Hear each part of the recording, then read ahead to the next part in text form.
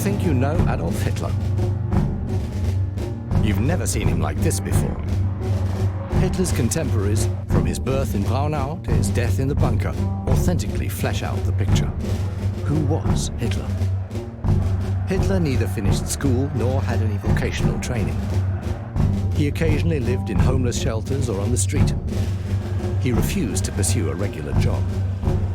To this day, it seems inexplicable that he could come to power. Out of nowhere, Hitler became the Führer, leader of the German Reich, one of the most powerful men of the 20th century, starting an inferno that engulfed the world and brought death to millions of people. The nation worshipped him and followed him blindly into the abyss. But during his lifetime, he kept his origins and his life secret. No one should know how or who he was. Fascinating and oppressive accounts from companions, friends, and enemies, as well as the most extensive collection of archive material ever shown. Much of it, hitherto unpublished, reveal who Hitler was and how he could become what he was. A notorious liar and an unscrupulous murderer. Under the protection of the Hitler-Stalin pact, Hitler invades Poland. Great Britain and France immediately declare war on Germany. Despite all the warnings, this comes as a surprise for Hitler. He is unsure of himself, but the rapid occupation of Poland restores his self-confidence. The continuing passivity of the Western Allies encourages him to go further. After the occupations of Denmark and Norway, he invades the Netherlands, Belgium, and France. Great Britain is stunned. The British army is defeated and has to flee head over heels via Dunkirk. Hitler's confidence rises to immeasurable heights, but his next steps will have fatal consequences.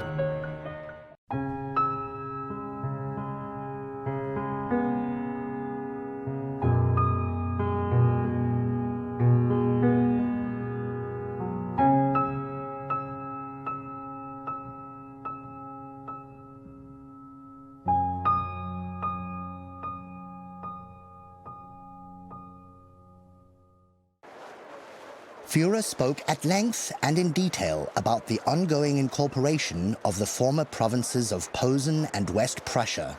The social strata thought to be racially valuable could be Germanized. In principle, they would have to look racially pure and have the right hereditary disposition. A special cultural heritage group would be created. Here, language would be the most important factor. He said he wasn't interested in the Polish intelligentsia, as they were the supporters of Polish nationalism. Gerhard Engel, army adjutant to Hitler, memoirs in diary form. Heinrich Himmler's pocket diary. Berlin, office, post-briefing, 13 minutes. 11 a.m., leave for Plock. 1 p.m., land in Plock, drive to Mlawa. Dinner and overnight stay there. Rudolf Brandt, SS Colonel.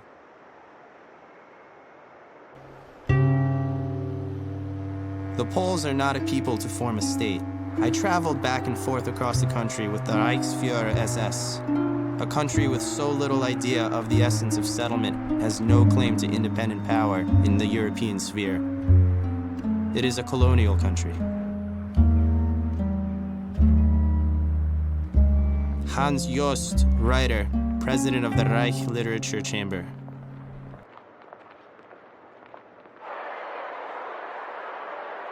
If a German passed by, a Pole had to step off the sidewalk. A Pole could not travel by automobile or trolley and was even forbidden to own a bicycle. He had been placed completely outside protection of the law. And all his property, movable or immovable, was at the disposal of the German authorities.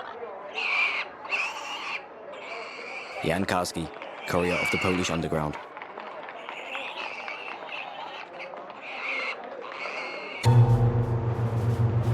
Diary, Tuesday, April the 9th, 1940. Nasty weather. Housework and errands in the morning. Learn that the Germans have marched into Denmark and Norway. God knows what comes next. Otto Blumenthal, Jewish-German mathematician, in exile, Utzulen, near Utrecht.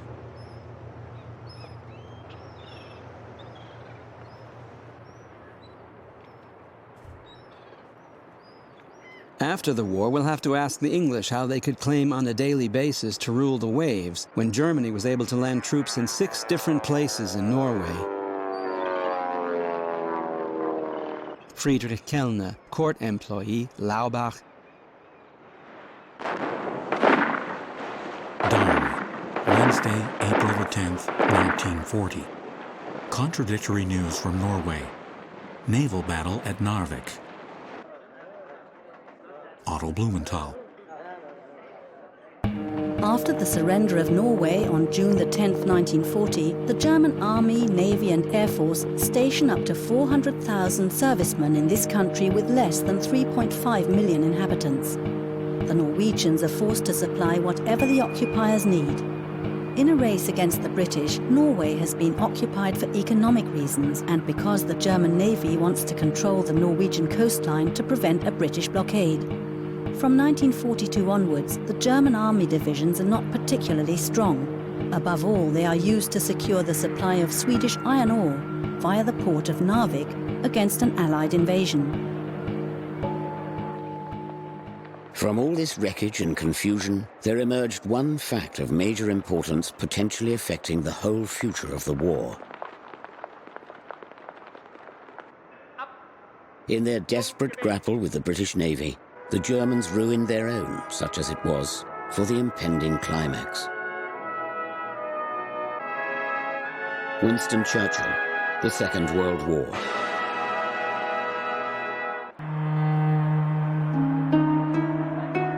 Diary, April the 11th, 1940. Visited Saarbrücken, the Spiechener Heights. The bullet-ridden villages of no man's land. Abandoned old French trenches with mattresses and blankets. Endless bunker construction. Houses in the village, piles of rubble. Hanging walls full of holes. If one day the whole West looked like this, it would be horrible. Alfred Rosenberg, Director of the Foreign Policy Office of the NSDAP.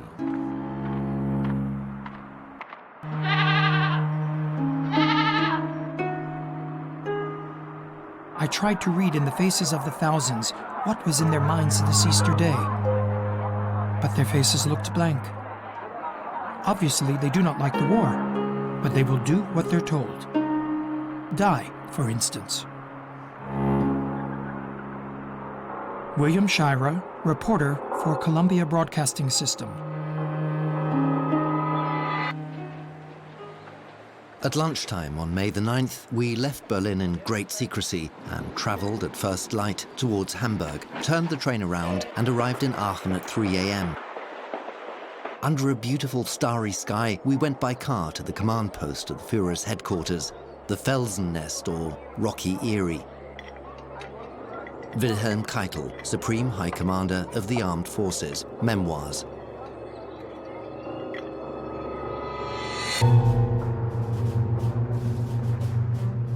Hitler gathered his small executive staff and announced in a firm, clear voice that the offensive against France had begun that morning. The first birds were chirping in the dewy bushes, and in the distance, we could hear the thunder of artillery. Christa Schröder, Hitler's private secretary. On May the 10th, 1940, the opponent mounted a big offensive. 10 tank and 6 motorized divisions rolled towards the west in 2 groups. On the downward slope to which we had been mistakenly led, our army, the government, and the whole of France now plunged with dizzying speed to its ruin.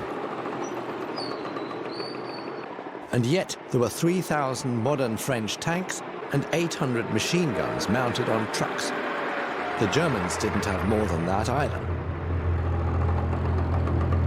Charles de Gaulle, Tank Division Commander, Memoirs.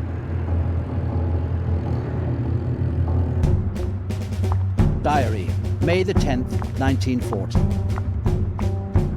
The final battle is beginning and will decide the fate of Germany, probably forever, definitely for centuries.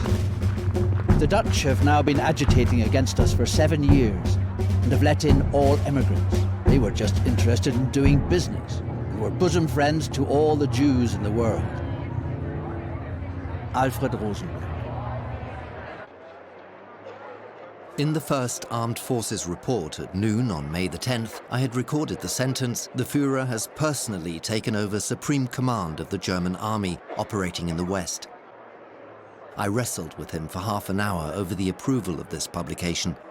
He declared he wanted to remain anonymous and not diminish the glory for the generals. I did not let up, and in the end he gave in. Wilhelm Keitel.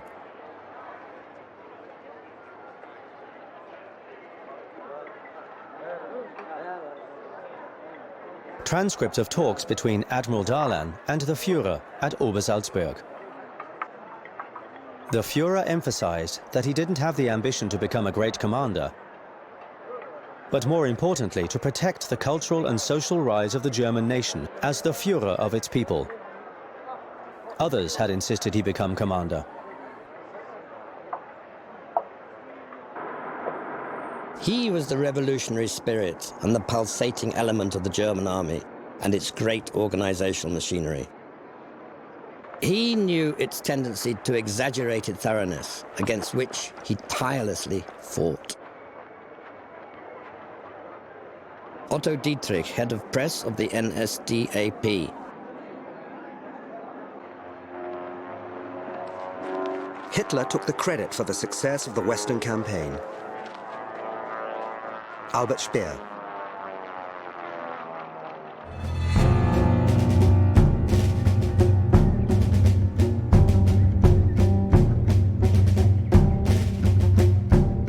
The Western campaign of 1940 revealed another of Hitler's character traits. He was very bold in the creation of his plans. Norway was a courageous plan. The tank breakthrough equally so. But when the first difficulties arose, in contrast to his unshakable persistence in the face of political difficulties, he would vacillate in military questions because he instinctively sensed his lack of ability in this field. Heinz Guderian, Lieutenant General, Armored Corps. Diary, Friday, May the 10th, 1940. Now the war has really begun. Chamberlain has stepped down and Churchill replaced him. One bad person has left and a much worse one has come. Henrietta Schneider, housekeeper, East Prussia. Thus, then, on the night of the 10th of May, at the outset of this mighty battle, I acquired the chief power in the state. I cannot conceal that I was conscious of a profound sense of relief. I felt as if I were walking with destiny, and that all my past life had been but a preparation for this hour and for this trial. Winston Churchill.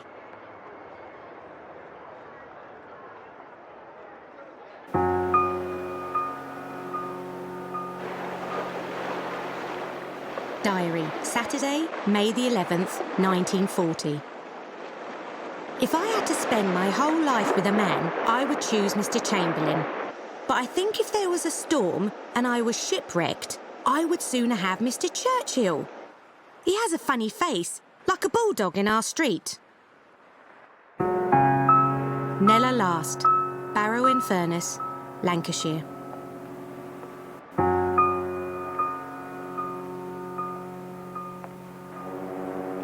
Winston is a dictator. He cannot be overruled, and his colleagues fear him. The people have set him up as something little less than God, and his power is therefore terrific.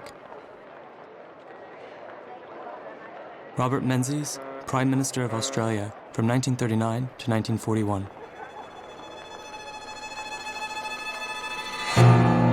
Diary, Tuesday, May the 21st, 1940.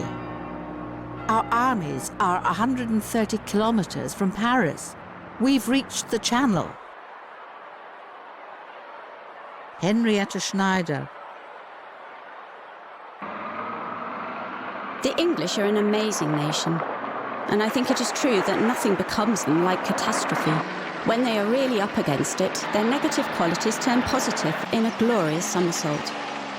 Slowness, understatement, complacency change into endurance and pride, the begetter of self-discipline.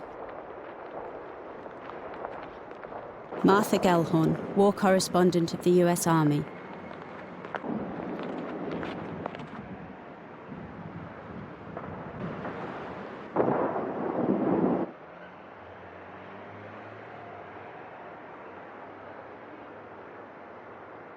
The well-trained English army appears to be finished for the most part. One would do well to have a small flask of morphine handy. One might need it. Stefan Zweig, Austrian writer, in exile, Bath, England.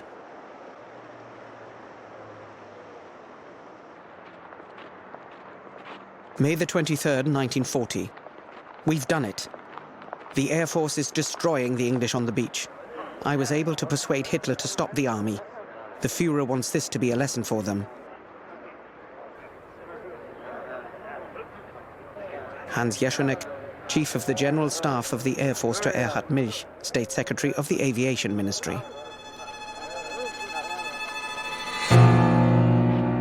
Diary. Friday, May the 24th, 1940. The ring is tightening around the enemy armies in northern France. Henrietta Schneider. May the 26th, 1940, Dunkirk.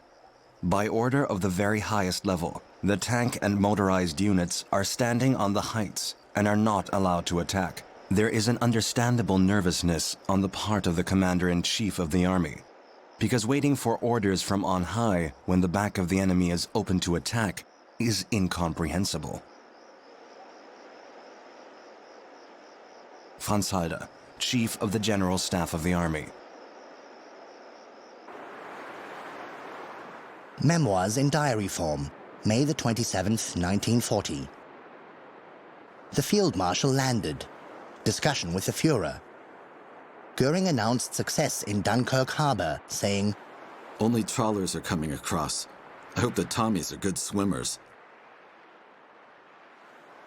Gerhard Engel, Army Adjutant to Hitler.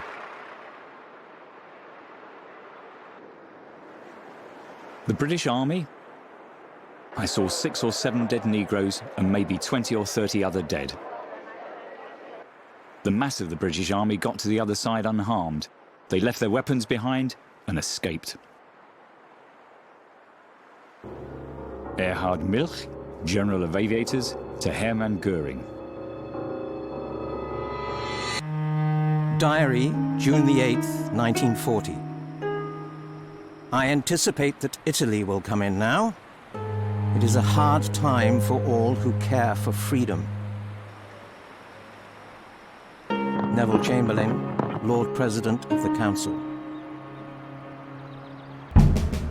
Fascist Italy does not participate in the war against Poland or Western and Northern Europe, but Mussolini wants to benefit from Hitler's victories and get a share of fame and booty. On June the 10th, 1940, Benito Mussolini declares war on France and Britain. Italians. At that memorable meeting in Berlin, I said that if someone has a friend, he marches with him to the end, according to the laws of fascist morality. And that is what we have done with Germany, with its people, with its victorious armed forces. Diary, Friday, June the 11th, 1940. And what is the secret of this victory? Surely the immense dynamism of the Führer. Eduard Wagner, Artillery General.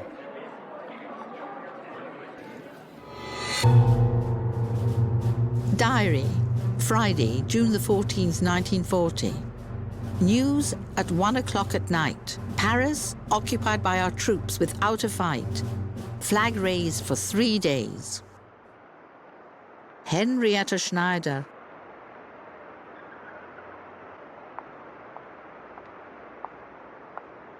Letter to William S. Schlam, Courier, Portugal, end of June 1940. It was confirmed everywhere that the surrender of Paris had been a demoralizing factor. From that day on, according to one officer, the Germans couldn't advance as fast as the French fled.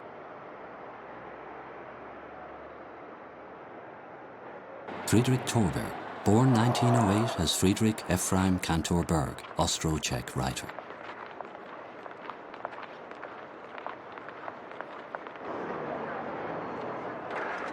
Adam Cherniakov, head of the Jewish Council of the Warsaw Ghetto. Diary, June the 17th, 1940. Jews will be evicted from public housing. Rumors yesterday that all of France has collapsed. France offered a ceasefire on June the 17th. I've never seen Hitler as happy as on that day. Heinz Linger, valet to Adolf Hitler. France's peace offer was submitted to him while he stood surrounded by his officers. He slapped his thigh in a lively gesture. We were to one side and observed the scene that Walter Franz also filmed. Christa Schröder, he was my boss.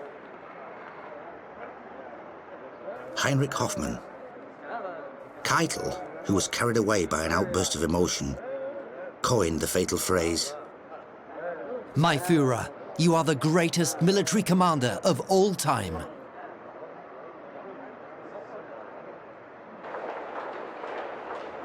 Part of Hitler's growing self-deification after the first military successes involved believing it himself. Franz Halder.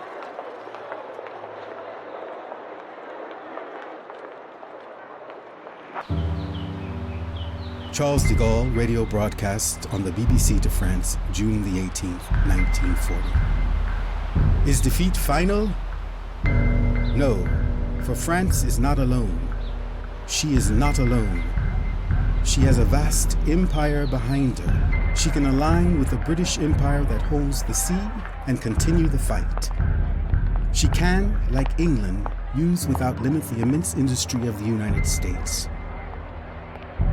I say this is not a Franco-German war to be decided by a single battle.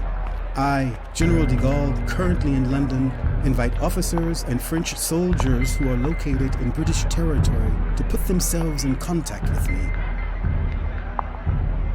Whatever happens, the flame of the French resistance must not be extinguished and will not be extinguished.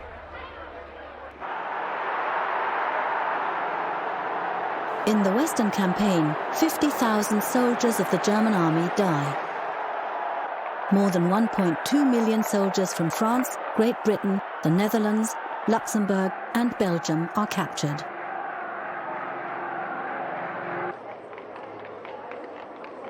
Memoirs in diary form, June the 20th, 1940.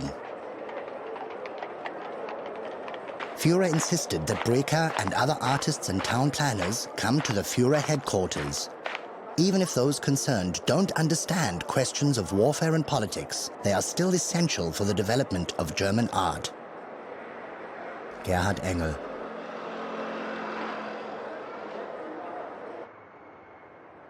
June the 23rd, 1940. Hitler sheds light on my reason for being here. I intend to drive to Paris with you, Speer, and Giesler. A motorcade is waiting for us. Hitler sits next to the chauffeur in the first open car. I'm behind him. Next to me, Speer and Giesler. Paris is deserted. Dead. Not a soul in sight. This morbid impression seems to depress Hitler as well. Speechless, cramped, he cowers in his seat until we stop at the steps of the opera. Arno Breker, sculptor and architect. It was my life's dream to see Paris. I can't tell you how happy I am that it has been fulfilled today. For a moment, I felt sorry for him. 3 hours in Paris, the last and only time, made him happy, as if he was at the height of his success. Albert Speer.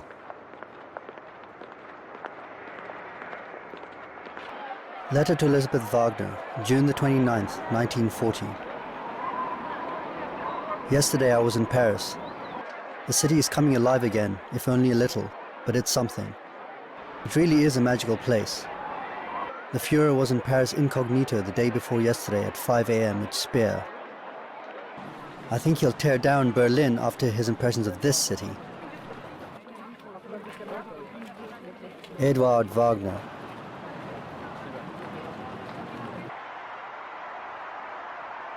Eva Braun, who never appears in public, films the arrival of Adolf Hitler and his entourage in Berlin from a window of the Reich Chancellery.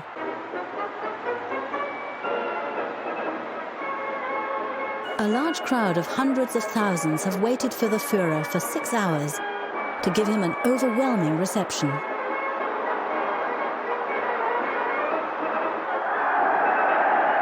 Hitler was at the height of his power. He was the master of Europe. Gustav Mannerheim, Field Marshal of Finland. Resistance to Hitler lost considerable ground in May and June 1940. Hitler's prestige had risen further. Ernst von Weizsäcker, State Secretary of the Foreign Ministry.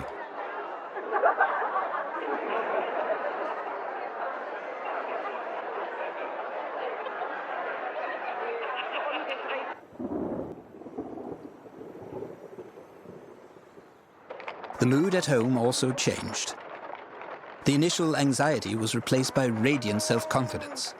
When the victory fanfare rang out, even old opponents of Hitler could not hide their joy. I also began to believe in the good outcome of the war. Lutz Graf Schwerin von Krosigk, Finance Minister.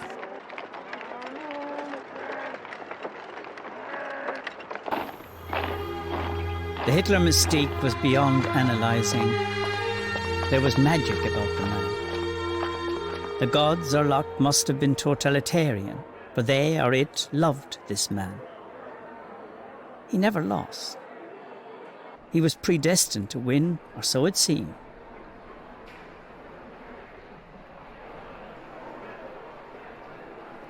Howard K. Smith, correspondent of CBS in Berlin, 1940 to 1941.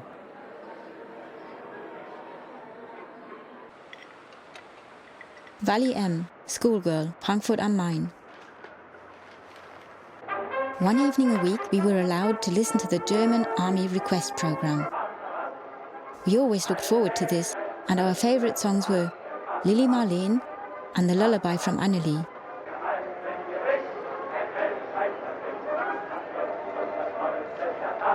But we also listened to Bomben auf England.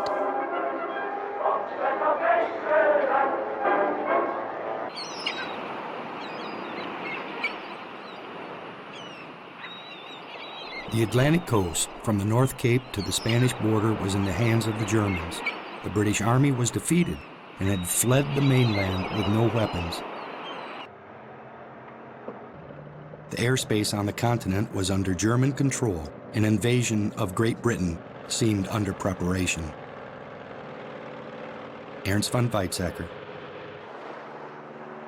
There were frequent visits by leading dignitaries. The Japanese always brought the most wonderful gifts.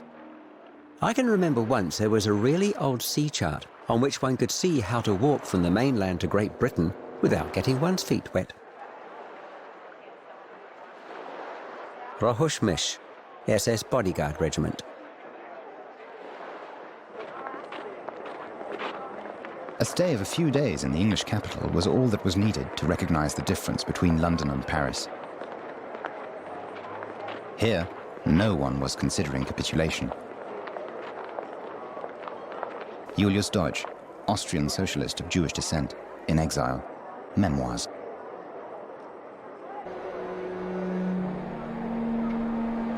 It was only after France had been flattened out that Britain, thanks to her island advantage, developed out of the pangs of defeat and the menace of annihilation a national resolve equal to that of Germany.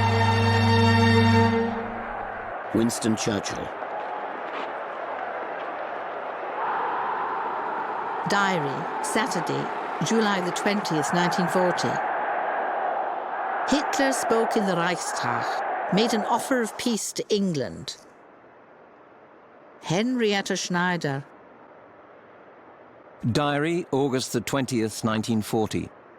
Winston gave a great speech in the House of Commons. He speaks excellently. He does not brag too much. Harold Nicholson, Member of Parliament, National Labour Party. The gratitude of every home in our island, in our empire, and indeed throughout the world, except in the abodes of the guilty, goes out to the British airmen who, undaunted by odds, unwearied in their constant challenge and mortal danger, are turning the tide of the world war by their prowess and by their devotion.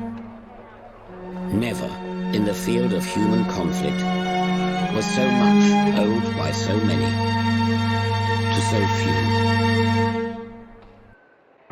Winston Churchill.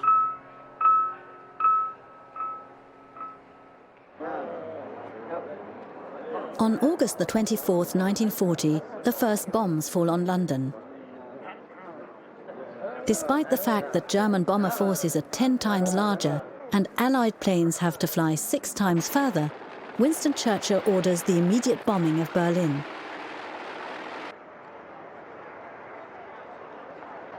On the night of August the 25th, 81 English bombers start out, 29 of which reach their target. More night raids follow. The attacks do not fail to have an effect on Hitler. On September the 4th, he announces his intention to wipe out London. As Goering's Air Force concentrates its bombing raids on the capital, the English aerial defences have a chance to catch their breath.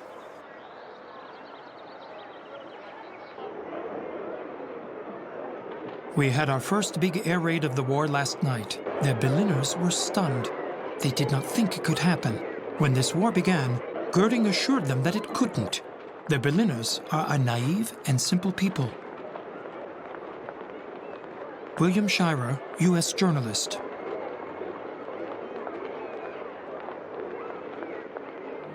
Basic training for men born in 1923 at the Fighter Squadron of Air Regiment 2 in Klagenfurt in Carinthia. Carinthia is a Reichsgau in Austria, which is now called Ostmark in the Greater German Reich.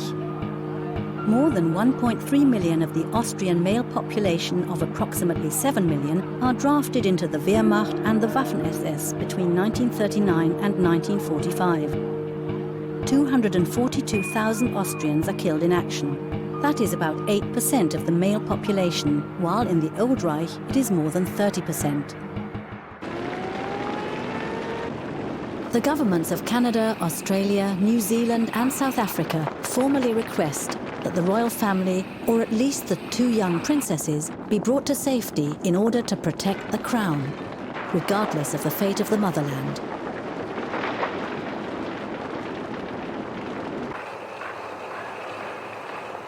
The children won't go without me, I won't leave without the king, and the king will never leave. Queen Elizabeth, Queen Consort of King George VI.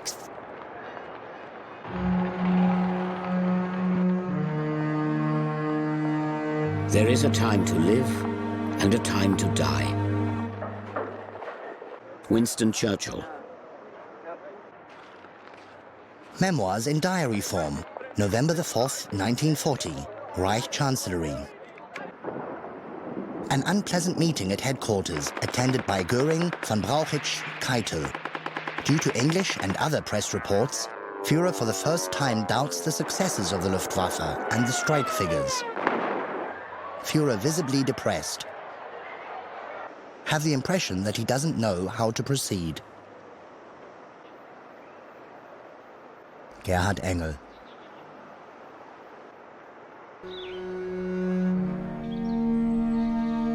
The gent has taken off his clothes and put on his bathing suit, but the water is getting colder, and there is an autumn nip in the air.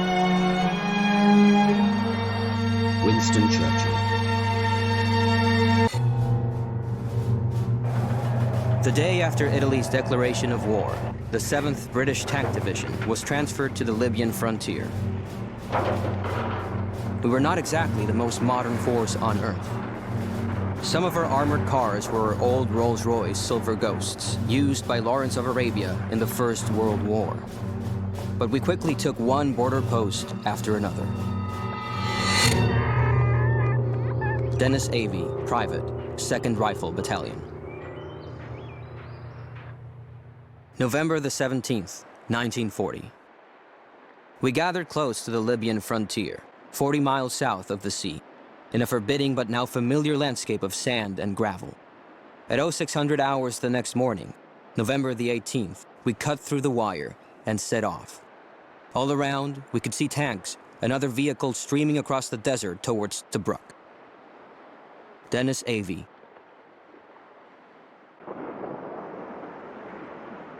On December the 10th, the Italians suffered a severe defeat in Africa at Sidi Barrani. Marshal Graziani begged for German air support. Mussolini considered asking the Germans to send 2 tank divisions to Libya. German troops under Rommel got the situation under control. Heinz Guderian.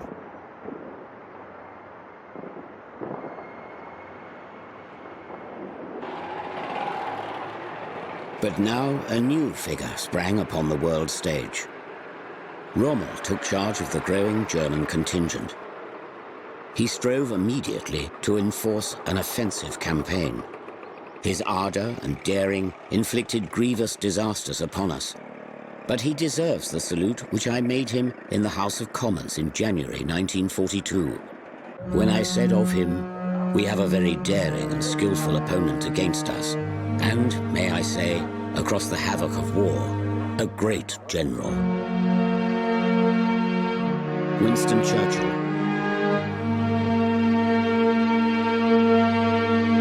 The next day, November the 20th, we buried my friend, Bill Manley. Dear old Bill. It was towards first light when we buried him. I got on my knees, pulled as much sift sand away as I could, trying to prevent it trickling back into the shallow grave. We removed 1/2 of the dog tag from around his neck and dropped him into a shallow dent in the desert. I tried not to look at his face as I pushed the sand back over him. I left him somewhere in the shifting sands, south of Sidi Rezé. Dennis Avey. Diary Berlin, December 1st, 1940. For most Germans, this is an end in itself. For to be strong in their scheme of life is to be all. It is the emergence of the primitive tribal instinct of the early German pagans of the vast forests of the north, to whom brute strength was not only the means, but the end of life. It is this primitive racial instinct of blood and soil which the Nazis have reawakened in the German soul. William Shirer. Paris in November 1940. The defeat of France leads to a partition of the country under the Armistice of Compiègne, the German garrison headquarters on Place de l'Opéra. Under the German occupation, the Parisian cityscape changes. The German soldiers have their own cinemas, cafes, and about 60 brothels. The Guard regiment marches along the Champs-Élysées to the garrison headquarters. Northern France, Paris, and the entire Atlantic coast are subject to a German occupying regime. From July 1940, the south, over 40% of France, and the colonies are managed by a new French government based in Vichy, which pursues a course of limited collaboration with the Germans. The Führer and the Supreme Commander of the German Army, the Führer headquarters, absolutely top secret, for officers only, 9 copies, 2nd copy, order number 21, Operation Barbarossa. Even before the end of the war against England, the German army has to be prepared to overthrow Soviet Russia in a quick campaign, Operation Barbarossa. The bulk of the Russian army in Western Russia should be destroyed in bold operations via tank pincer movements in order to prevent the withdrawal of strong combat units into the expanses of the Russian interior. Adolf Hitler. Memoirs in diary form, December the 18th, 1940. The order for Barbarossa has been issued. The Army Supreme Commander has ordered us to find out whether the Führer wants armed engagement or is just bluffing. In my opinion, Führer himself still doesn't know how to proceed. He hopes the English will capitulate and doesn't believe the USA will enter the war. Gerhard Engel. In September 1939, the Wehrmacht and the Red Army determined the line of the border in occupied eastern Poland on the basis of the Hitler-Stalin pact. Stalin's Soviet Union strictly adheres to the agreement and supplies raw materials to the German Reich. In the next 1.5 years, there will be no conflict along the now 2,000-kilometer-long border.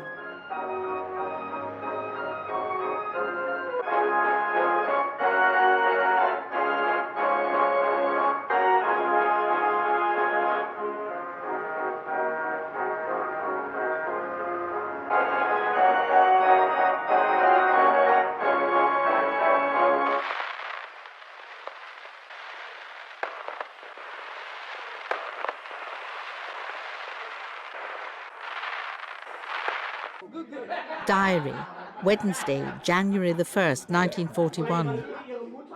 We heard the Führer's message to the German people on the radio, wonderful and full of confidence in victory.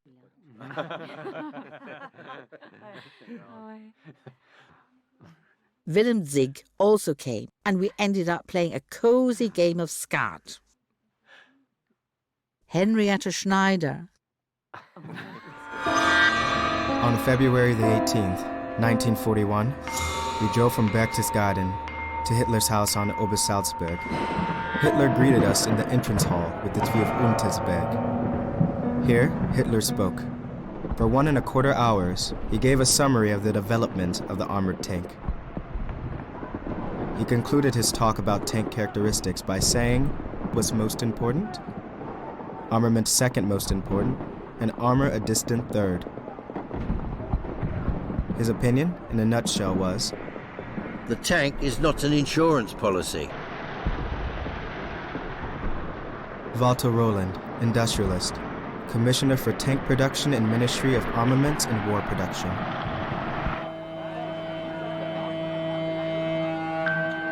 At the beginning of April 1941, the motorized flak regiments 19 from Kitzingen and 6 from Hamburg were relocated from France and Belgium to Bulgaria. In the foothills of the Rila and Pirin mountains, watched by Bulgarian troops, a football match between the regiment's first batteries takes place.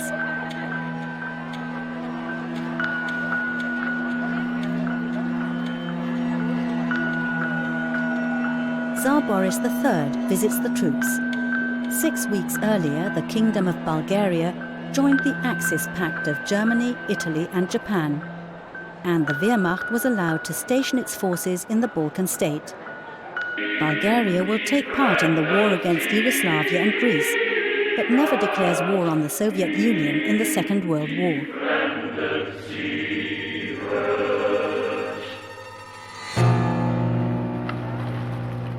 Hitler regards the Serbs as the most effective at nation-building and thus the most dangerous people in the Balkans. Milovan Djilas, Yugoslavian communist from Montenegro. Memoirs. Diary, April the 5th, 1941. Very early on Saturday morning, the attack on Yugoslavia and Greece is to begin.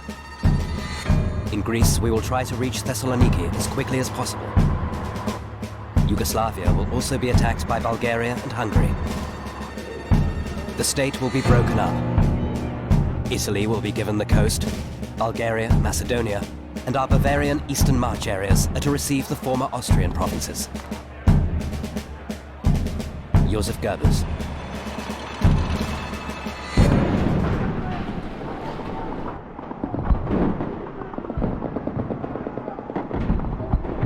Germany declares war on Yugoslavia. Similarities to statements made before the invasions of Poland, Norway, Belgium and Holland. The German troops have been ordered to restore order in the Balkans, said Hitler. The Serbs will offer resistance, but for how long? At the moment, the Wehrmacht is attacking Yugoslavia and Greece. Details are not known, but we should have further news by tonight. Michael Sebastian, Romanian Jewish journalist.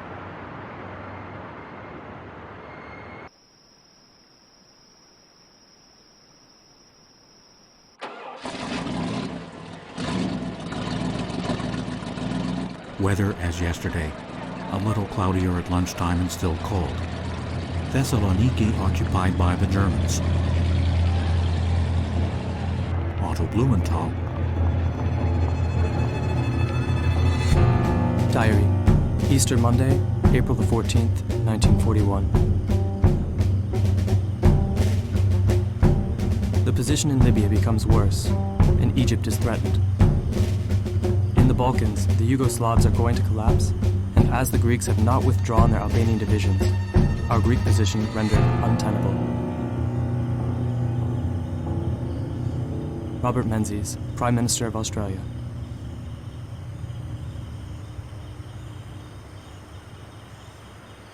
Generalfeldmarschall Keitel überbringt die Glückwünsche des Führerhauptquartiers. Diary, Monday, April the 21st, 1941. Yesterday, the Führer celebrated his birthday on the Balkan front. Henrietta Schneider. Reichsmarschall Hermann Göring trifft ein. Der Reichsmarschall überbringt dem Führer die Glückwünsche der Wehrmacht.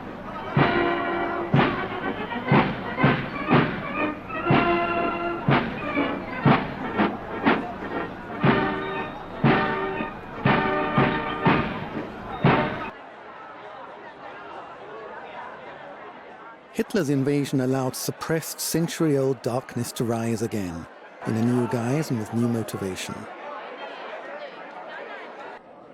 No nation is free of similar phenomena. Neighbors had lived peacefully next to neighbors, and both would have continued their whole lives long, like their grandfathers. But now they're looting and wiping each other out. Milovangelas.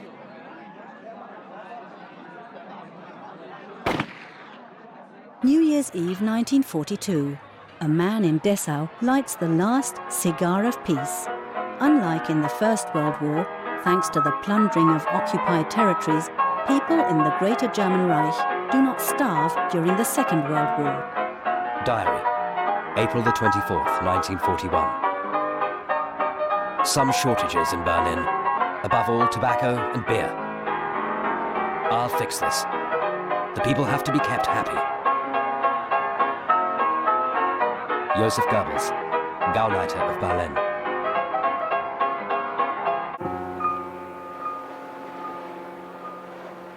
Radio address on the BBC, April the 27th, 1941. The peoples of the British Empire and of the United States are determined that the cause of freedom shall not be trampled down. Last time I spoke to you, I quoted the lines of Longfellow. I have some other lines which are less well known, but which are appropriate to our fortunes tonight. And I believe they will be so judged wherever the English language spoken or the flag of freedom flies. For while the tired waves vainly breaking seem here no painful inch to gain, far back through creeks and inlets making comes silent, flooding in the main, and not by eastern windows only. When daylight comes in the light. In front, the sun climbs slow, how slowly. But westward look, the land is bright. Winston Churchill. Diary, May the 27th, 1941. Report. I have never believed and cannot see how the British Empire can defeat Germany without the help of God or Uncle Sam. Perhaps it will take both. General Raymond E. Lee, Chief of U.S. Military Intelligence in Great Britain. My next-door neighbour says she prays to God to strike Hitler dead. Cannot help thinking, if God wanted to do that, he would not have waited till Mrs. Helm asked him to do so. Nella Last, Barrow in Furness, Lancashire, Diary.